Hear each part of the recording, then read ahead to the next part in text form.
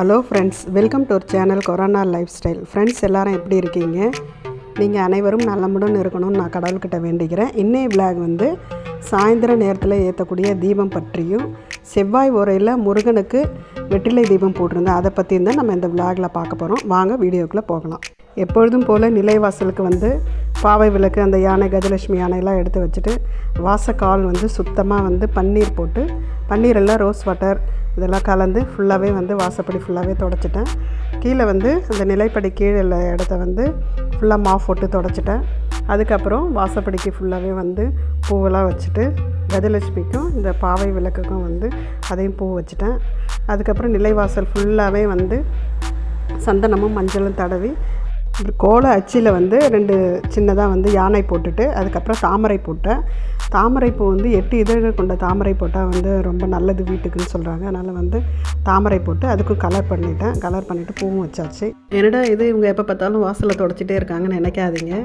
ஏற்கனவே வீடியோஸில் நம்ம சொல்கிறது போல் இந்த குலதெய்வம், பாலகர்கள், வாஸ்து பகவான், 30 முக்கோடி தேவர்களும் வாசல் செய்யும் இந்த இடத்த வந்து நம்ம சுத்தமாக வச்சிங்கன்னா கண்டிப்பாக வந்து கெட்ட சக்திகள்லாம் வந்து வீட்டுக்கு வெளியிலே இருந்து நம்ம வீட்டுக்குள்ளே நுழையும் போது நல்ல எனர்ஜி, நல்ல பாசிட்டிவ் வந்து நமக்கு கண்டிப்பாக கிடைக்கும். நிலைவாசல் பக்கத்தில் 2 பக்கமும் வந்து நம்ம விளக்கேற்றி வைக்கும்பொழுது ஏற்கனவே இருக்க தெய்வத்தினுடைய அருள் வந்து இன்னும் நமக்கு அதிகமாக கிடைக்கும். தெய்வ சக்தி எப்பொழுதுமே நமக்கு வந்து அந்த நிலைவாசலில் இருக்குன்றதுக்கு தான் நம்ம வந்து 2 சைடுமே விளக்கு வைக்கிறோம்.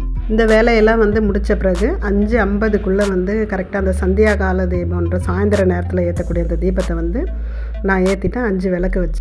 உண்மையை சொல்லணுன்னா வந்து இதுக்கு முன்னாடி நான் அந்த மாதிரிலாம் செஞ்சது கிடையாது. ஏன்னா வேலைக்கு போனதால் வெள்ளி செவ்வாய்க்கிழமை மட்டும்தான் வந்து க்ளீன் பண்ணிவிட்டு படைச்சிட்டு அப்படியே போயிடுவேன். இன்னொரு விஷயம் வந்து உங்கள்கிட்ட கண்டிப்பாக ஷேர் பண்ணணும்னு நினைக்கிறேன். நான் வந்து மீனராசி பற்றி நீங்கள் தெரிஞ்சிருக்கோம். உங்களுக்கு பொருளாதாரத்துலேயும் சரி, குடும்பத்துலேயும் சரி, நம்ம பர்சனல் லைஃப்லேயும், நம்ம குழந்தைகளுக்கிடையும் எல்லா சைடும் நமக்கு பிரச்சனை தான். இந்த காலகட்டத்தில் என்ன செய்யறதுனே ஒன்றுமே புரியல. ஃபஸ்ட்டு வந்து எனக்கு வந்து மைண்டு ரிலாக்ஸ் ஆகும், பொருளாதாரத்துக்காகவும் வந்து தான் நான் வேலைக்கு போயிருந்தேன். ஒரு 15 வருஷத்துக்கு மேலே வேலை பார்த்துருந்தேன். ஆனால் திடீர்னு எனக்கு வந்து வேலை வந்து போக முடியாத ஒரு சூழ்நிலை ஏற்பட்டு, எந்த சைடு திரும்பினாலும் வந்து பிரச்சனைகள் வந்து நம்ம தேடி போக வேண்டிய வேலையே இல்லை, அதுவே நம்ம தேடி வந்தது.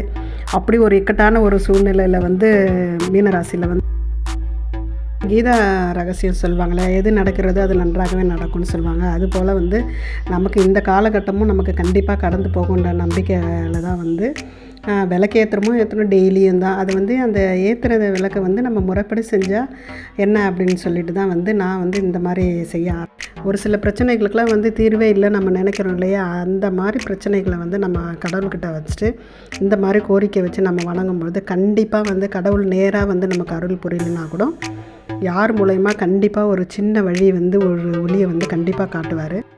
நமக்கு வந்து நேரம் சரியில்லை, நம்ம இப்படி தான் நமக்கு நேரம் போகும் அப்படின்லாம் நம்ம பிரச்சனைகளே நம்ம திரும்ப நினச்சோம்னா கண்டிப்பாக நம்மளால் எந்த ஒரு செயலையும் செய்ய முடியாது, நம்ம ஃபேமிலியை கண்டிப்பாக பார்க்க முடியாது. நம்ம ஃபஸ்ட்டு பாசிட்டிவாக இருந்தால் தான் நம்ம ஃபேமிலியை நம்மளால் ரன் பண்ண முடியும்.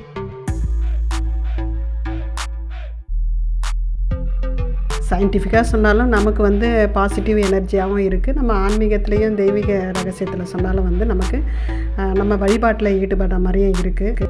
நம்ம பிரச்சனைகளை வந்து கண்டிப்பாக கடவுள் தீர்ப்பார் அப்படின்னு சொல்லிட்டு ஒரு நம்பிக்கையில் நம்ம வந்து அடுத்தடுத்த வேலைகளை வந்து செய்கிறோம் இல்லையா.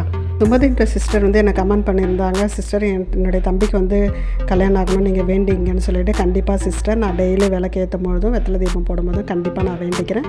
நம்ம தம்பிக்கு சீக்கிரமாகவே கல்யாணம் நடக்கணும், நீங்கள் ஒன்றும் கவலைப்படாதீங்க. இப்படிலாம் வந்து நிலவாசலை நம்ம க்ளீனாக பண்ணணுமா அப்படின்லாம் வந்து எனக்கு டைம் இல்லை அப்படிலாம் நீங்கள் வந்து சொல்லாதீங்க. நான் அப்படி வந்து யாரையுமே சொல்லலை. உங்களுக்கு டைம் இருந்தால் கண்டிப்பாக இப்படி செய்யுங்க. எப்பயுமே வந்து நம்மளோட பிரச்சனைகளும் கஷ்டங்களும் நம்மிடமே எப்பயுமே இருக்காது, எல்லாமே வந்து கடந்து போகும் அப்படின்னு வந்து நம்பிக்கையோட ஒவ்வொரு நாளையுமே தொடங்குங்க. பாசிட்டிவான செயல்களை எப்பொழுதுமே வீட்டில் செய்யுங்க. நேர்மறையான கருத்துக்களை வந்து சொல்லுங்கள்.